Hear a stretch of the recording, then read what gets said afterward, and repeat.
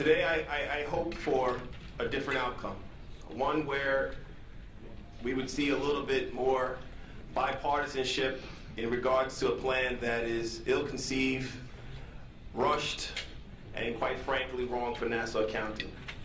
I find it hard to believe that, and being able to vote, one of the last people to vote, I get to see all the votes before I actually take my vote, but I find it hard to believe that anyone up on this dais could vote for a proposal knowing full well there is discussions and negotiations regarding this proposal as we speak going on upstairs, and they know full well that that could very well when implemented, change this plan and still vote for this plan before that stuff changes.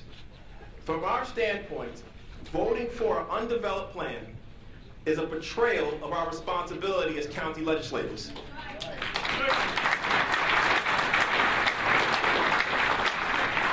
I think we've heard it before, that this particular plan does not save any money.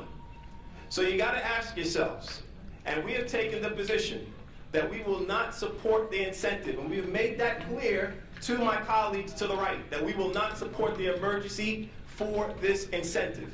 They know full well that they do not have the votes to go forward with that emergency, but still, they are going forward with a proposal today that will close precincts in Nassau County, a plan which is precipitated on the fact that you need to have the heads reduced in the precincts. So you need to ask them now the question.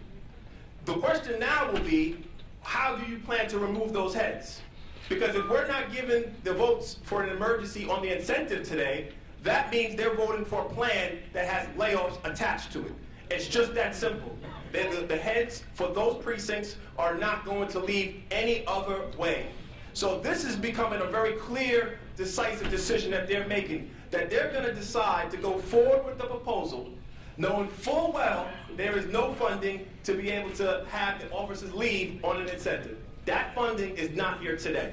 So the bottom line, and I'll say this in closing, that this plan today, that any legislator would basically walk away from the fact there are no facts, there is nothing in writing, there's never been anything in writing. We've heard discussions about the robbery division going to the 1st precinct, highway going to the 6th precinct, BSO being at the 5th and the 8th precinct. All of that is pie in the sky because we're doing it based off of the fact we have a handshake and a wink and a nod. Well, I tell you what, I don't think you guys, Nassau County residents, my constituents, deserve a wink and a nod. We need to see it in writing. And until we get it in writing, we will vote no.